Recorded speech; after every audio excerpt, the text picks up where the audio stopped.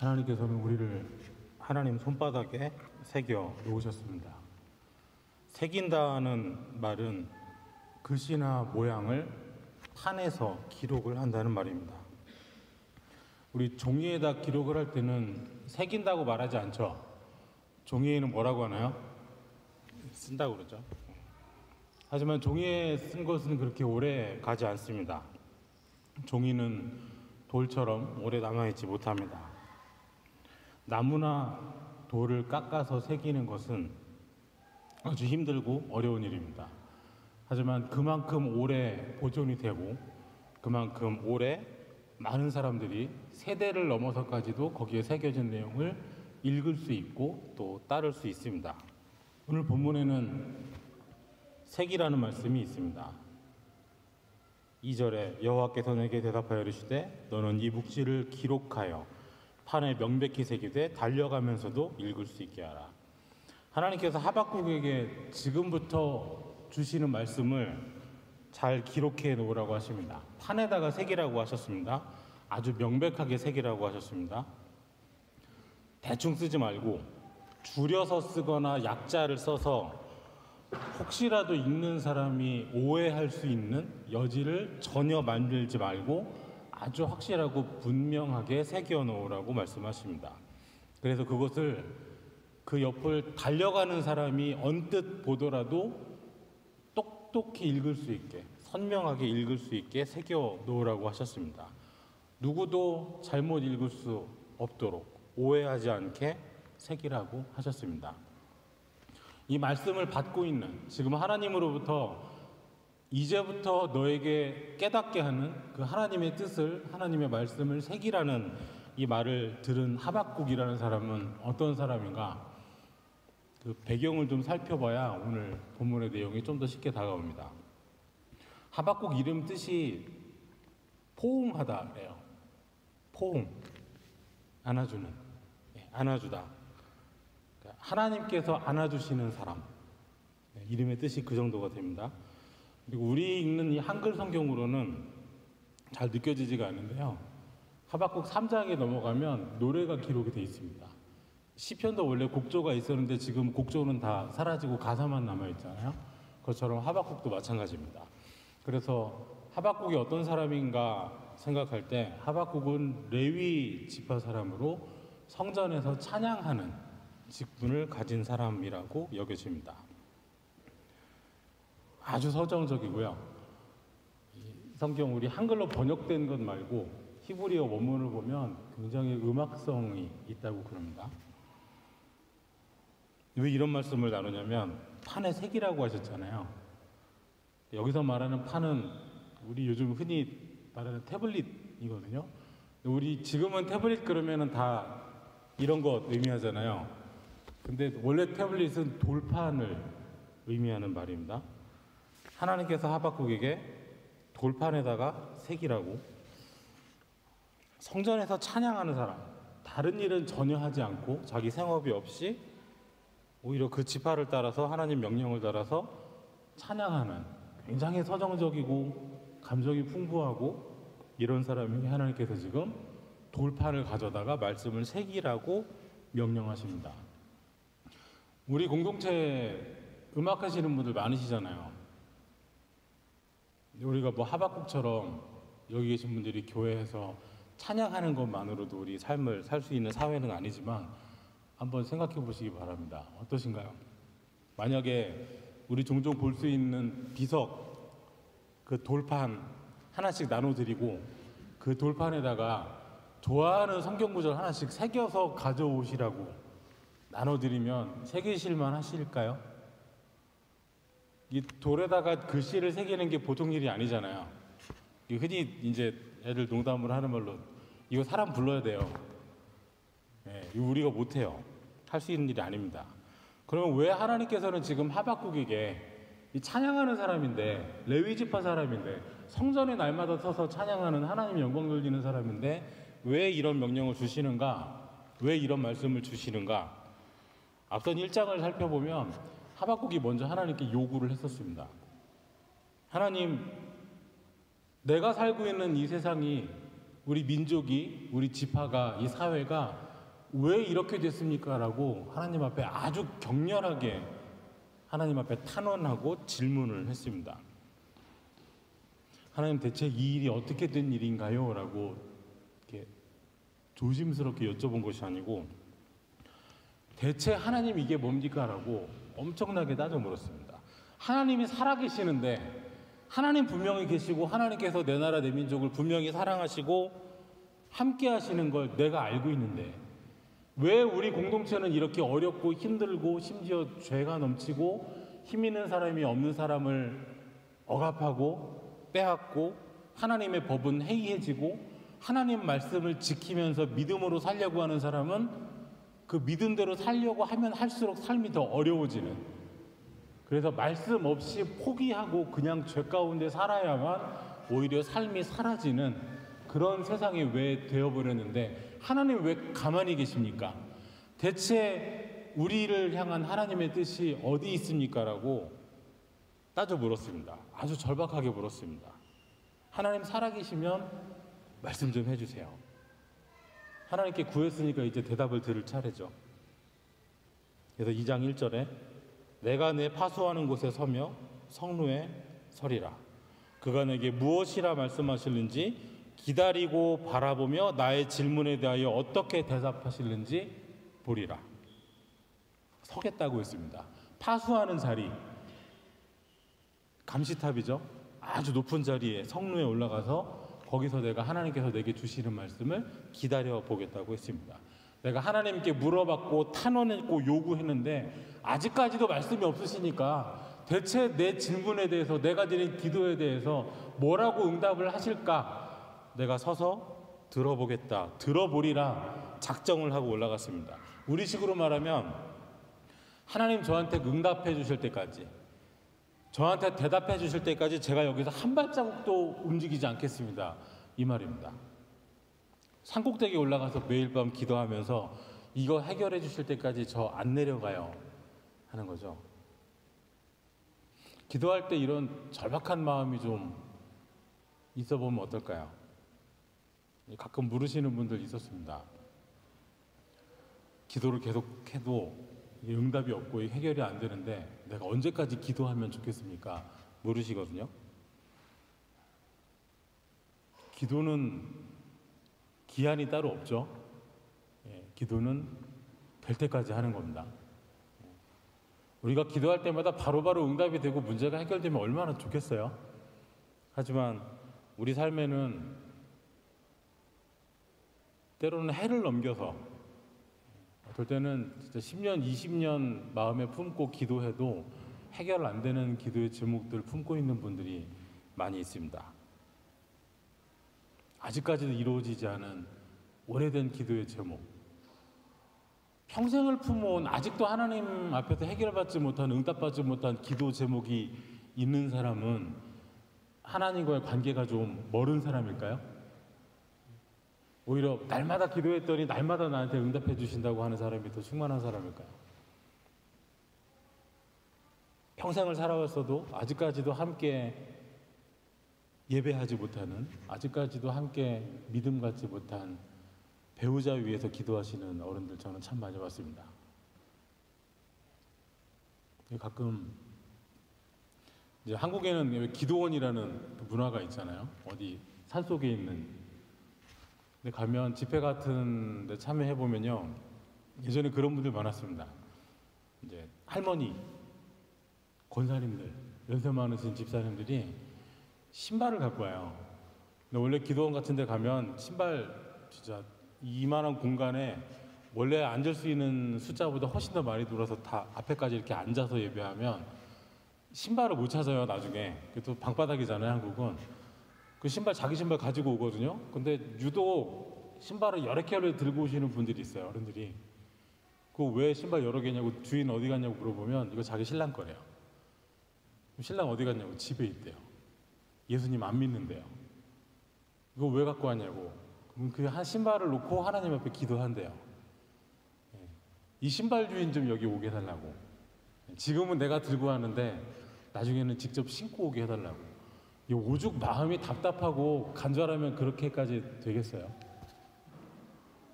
평생을 품어도 해결받지 못한 오래된 기도의 제목들, 개인의 기도의 제목도 좋고 가족을 위한 것도 좋고 우리 교회 공동체를 위한 기도 제목도 좋습니다. 정말 하나님 앞에 꾸준히 오래 매달려서 정말 내가 하나님 앞에 응답받았으면 좋겠다 하는 그런 오래된 기도의 제목 하나 정도는 우리가 품고 있으면 좋겠습니다. 이런 하박국에게 오늘 마침내 하나님 말씀하십니다. 지금부터 깨닫는 말을 돌판에 새겨서 누구든지 볼 수 있게 하라고 하셨습니다. 잘 들어야 됩니다. 잘 기록해야 됩니다. 종이가 아니라 돌에 새겨야 됩니다. 확실한 응답의 순간이죠. 내가 하나님 앞에 구하고 내가 정말 듣기 전에는 내려가지 않겠다 이렇게까지 얘기했는데 하나님께서 오셔서 응답을 주시는데 돌판에 새기라고 하셨어요. 근데 사실 돌판에 새기는 거는요, 사실 하박국이 기대한 방식의 응답은 아니었어요. 2장 1절에 그가 내게 무엇이라 말씀하실는지 내게라는 이 말은요, 원래는 내 속에라는 뜻이 또 포함되어 있습니다. 그러니까 하나님께서 나에게 개인적으로 말씀을 하시되 내 안에, 내 속에 무엇이라고 말씀을 하시는가, 내 안에 어떻게 깨달아지는가에 초점이 있어요. 그러니까 하박국은 자기 개인적인, 내면적인, 내적인 해답을, 흔히 말하는 이 내적인 응답을 오히려 더 기대한 면이 많이 있었습니다. 마음속에 좀 이해가 되게 해달라고. 지금 이 상황이, 이 현실이 하나님 살아계시다고 하면 도무지 있을 것 같지 않은 이 현실이 왜 이렇게 되고 있는지 내 마음속에 좀 납득할 만한 깨달음을 좀 하나님 주시라고 내적인 응답을 원했습니다. 그런데 어디 하나님 말씀 좀 해주세요 했더니 하나님께서 보란 듯이 받아 적으라고 하시는데 종이가 아니고 나무도 아니고 돌판에다 새기라고. 혼자만 말고 혼자만 내적으로 응답받고 자기 혼자 이 일이 다 하나님께서 이런 계획이 있으시구나, 하나님의 섭리가 이렇게 이루어지는구나, 혼자서만 내면적으로 아는 것 말고 돌판에 선명하게 새겨서 모든 사람이 읽을 수 있게 하라고, 모두가 다 공유할 수 있게 하라고 말씀을 해주십니다.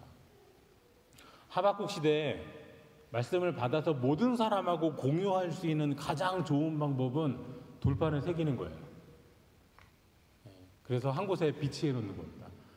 이게 돌판에 새기는 게 말하자면 이 시대에는 이게 SNS죠. 지나가면서 다 볼 수 있는, 누구나 성문 앞을 지나가면서.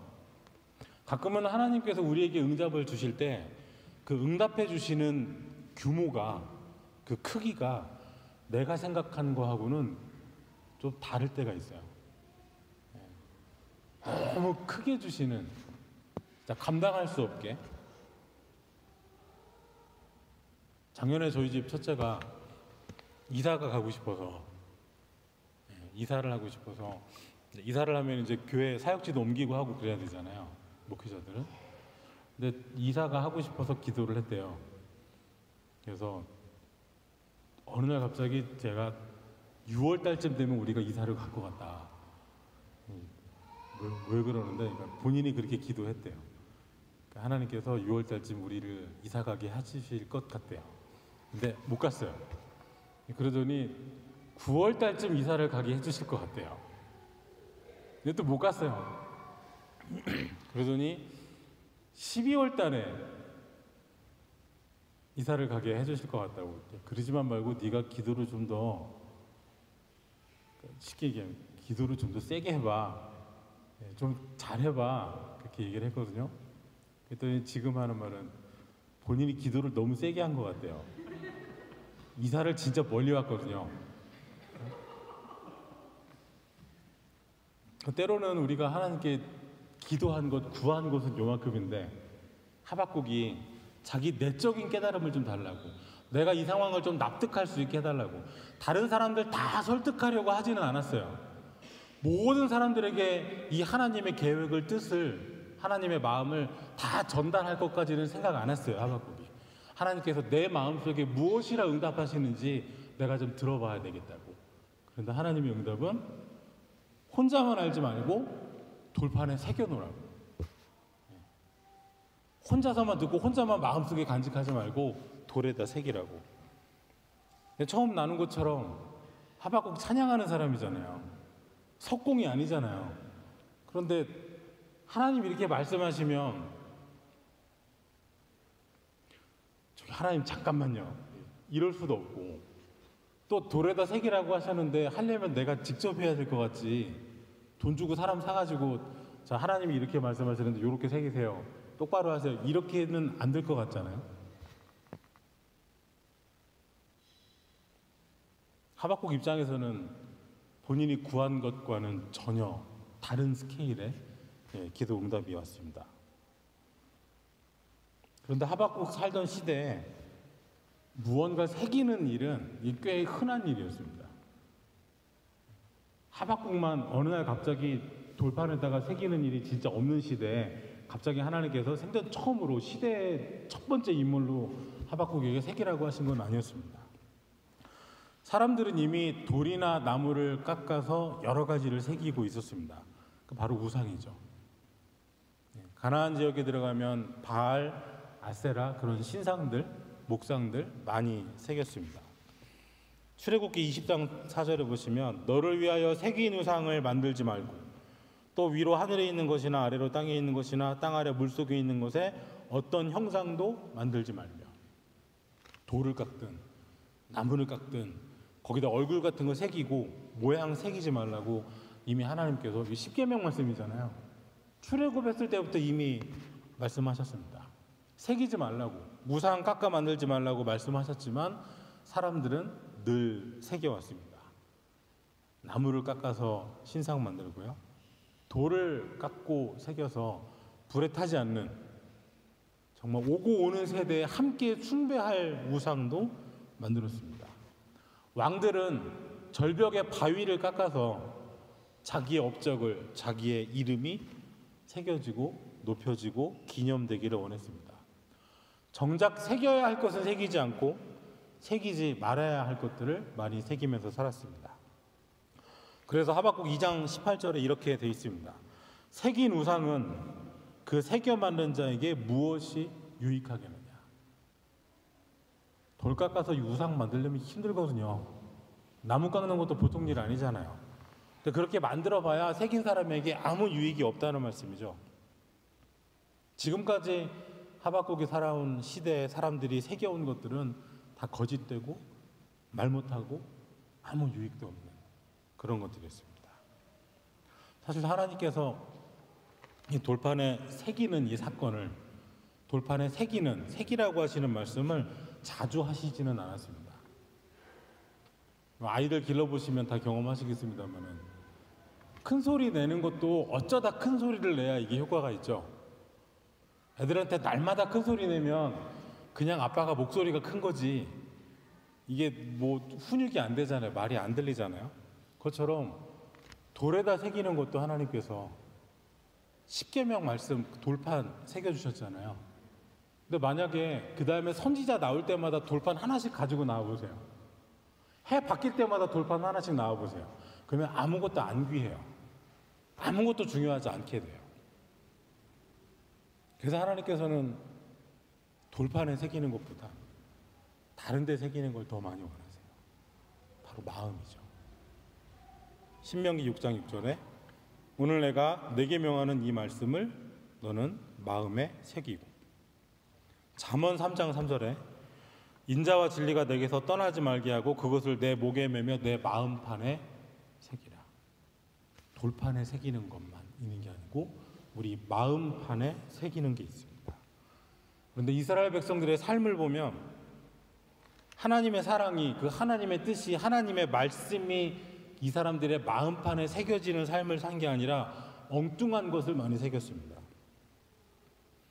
유다의 죄는 금강석 끝 철필로 기록되되 그들의 마음판과 그들의 제단 뿔에 새겨졌거늘. 예레미야 17장 1절의 말씀이거든요. 유다 백성들의 죄가 마음판에 새겨졌대요.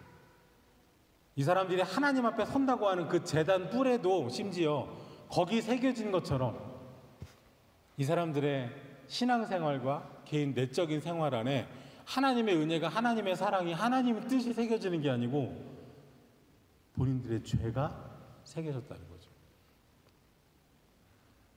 여러분 마음속에는 오늘, 우리 마음속에는 오늘 무엇을 새기면 좋을까요? 또 하나님께서는 지금 우리가 무엇을 새기기를 원하실까요? 새긴다는 것은 돌에다가 기록한다는 것이고, 기록했다는 것은 그것을 읽어낸다는 목적이 있잖아요.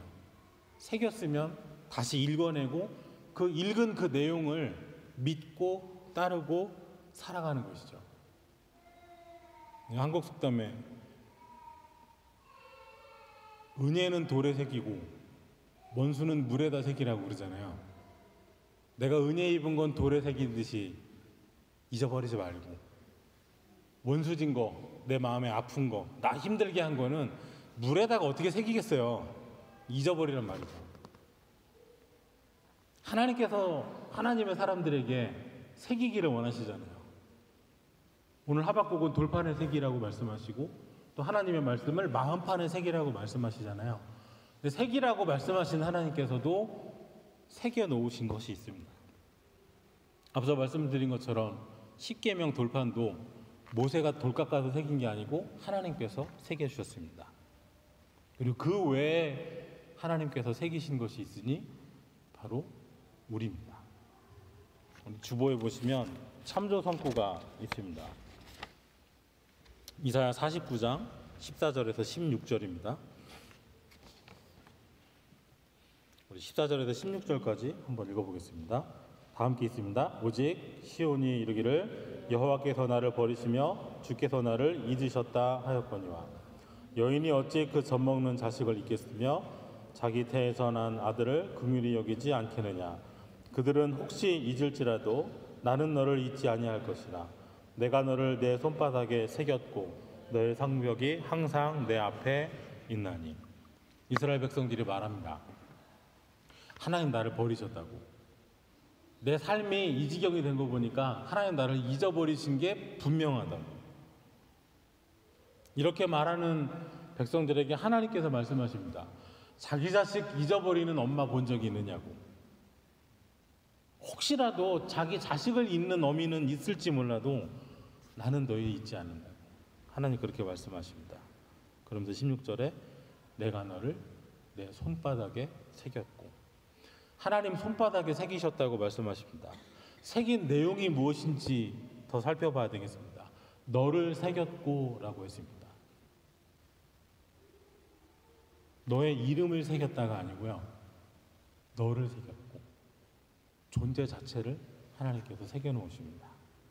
생활을, 인격을, 부족함을, 때로는 나약함을, 없음을, 부정함을, 죄를, 처지를, 약함을, 한 일들을, 잘한 것도 못한 것도, 그저 우리의 삶의 어떤 한 특징이 아니라 우리 전부를, 우리 자신을 하나님께서 그 손바닥에 새겨놓으셨습니다. 우리 한글 성경 번역에는 이 뉘앙스가 다 나타나질 않는데요, 원래는 이런 의미가 있습니다. 제가 독일어로는 뭔지 몰라서 영어로는 behold, 하나님이 우리를 버린 게 분명합니다. 하나님이 우리를 잊어버린 게 분명해 라고 말하는 사람들에게 하나님께서 손바닥에 새겼다 하실 때, 자, 여기 있지 않느냐고, 여기 내 손바닥을 좀 보라고, 자 하고 손을 내미시면서 봐라, 내 손바닥에 너를 새겼고, 이렇게 말씀하시는 것입니다. 지금도 하나님의 손에는 여러분이 새겨져 있습니다. 나무에 새기려면 나무가 깎여나가야 됩니다. 돌에 새기려면 돌이 깎여나가야 됩니다. 손바닥에다가 새기려면 살이 깎여나가고 피가 나야 되죠. 하나님의 손바닥에 우리가 새겨질 때 그 깎여나간 찢겨진 살은, 그때 흐르는 그 피는 바로 예수님의 살과 피이겠습니다. 하나님께서는 그 손에 새겨진 우리를 날마다 들여다보시고 우리를 읽어내시고 우리를 기억하시고 우리를 생각하십니다. 하나님께서 아무리 하나님께서 들어주실 기도가 많으시고 행하실 일이 많으시고 마치 달려가시듯이 하나님께서 이 땅에 역사하시더라도 너무나도 선명하고 분명하게 새겨 놓으셨기 때문에 하나님께서는 언제나 하나님 손바닥에서 우리를 읽어내실 수 있습니다. 하나님께서 우리를 하나님의 손바닥에 새기시기 위하여서 치르신 대가는 다름 아닌 독생자의 생명입니다. 저와 여러분을 새겨놓으신 하나님께서 이제 우리에게 새기라고 말씀하십니다.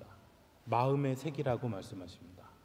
우리 주님의 은혜를 우리 마음에 새길 때, 주님의 사랑을 우리 심령에 새길 때 우리 안에서 깎여나가는 것은 죄와 허물일 것이고 새겨지고 세워지는 것은 우리 예수님의 십자가일 것입니다.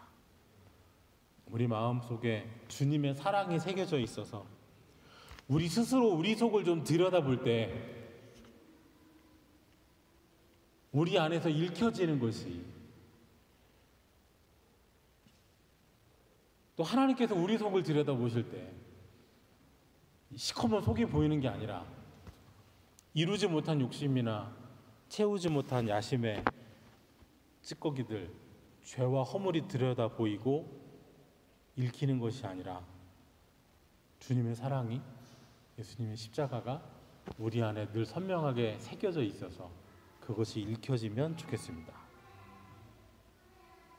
어떻게 하면 우리 안에 이 믿음을, 사랑을 더 잘 새길 수 있을까요? 생각보다 단순하더라고요. 기념비는 기념할 만한 일이 있은 다음에 세워지잖아요. 믿음으로 강을 건넜을 때 기념비를 세우잖아요. 여기까지 하나님 도우셨다, 에베네셀 하잖아요. 믿음의 사건들을 만드시기 바랍니다. 믿음의 사건들, 거창한 거 아닙니다.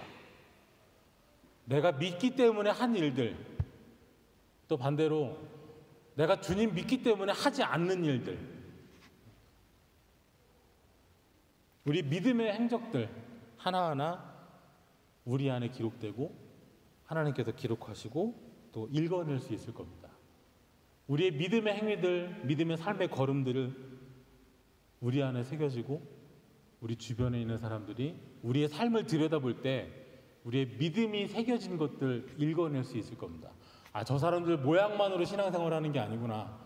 그냥 하는 척만 하는 사람들이 아니구나. 진짜 믿음이 있고 믿음의 행동을 하는 사람들이구나. 믿기 때문에 이런 일들을 하고 믿기 때문에 이런 일들을 안 하는 게 있는 사람들이구나. 우리를 보는 사람들이, 또 우리 자녀들이 우리 안에 새겨진 믿음의 행적들을 선명하게 읽어낼 수 있으면 좋겠습니다. 나의 믿음을, 우리가 기도하는 모습을, 우리가 말씀 읽는 모습을 사는 모습으로 보여주고 읽을 수 있게 해주세요. 다음 세대에게 믿음을 형성시켜주는 것은요, 이 신앙은 유전이 안 되잖아요. 우리 생긴 거나 입맛은 어쩌면 그렇게 딱 빼다 담고 물려가거든요.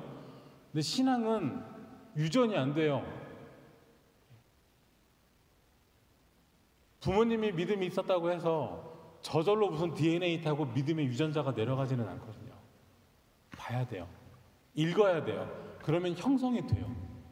부모님의 삶을 보면서 그 삶에 새겨진 것들을 읽어내면서 학교에서 글씨로 읽고 배우듯이 우리들의 삶에 기록된 우리 안에, 우리 인생 가운데 하나님과 함께하며 새겨진 내용들을 우리 아이들이 읽어내면서 읽고 배운단 말이죠. 우리 삶을 누가 보더라도, 우리 자녀들, 또 우리 주변에 있는 사람들, 누가 언뜻 보더라도, 달려가면서 보더라도 하박국에게 말씀하신 것처럼 선명하게 믿음의 삶이, 믿음의 행적이 기록되어 있어서 누가 보더라도 저와 여러분의 삶 가운데에서 하나님의 사랑을, 그 새겨진 십자가 사랑을 읽어낼 수 있는 그런 삶 되시기를 주의 이름으로 축복하고 또 축원합니다. 기도하겠습니다.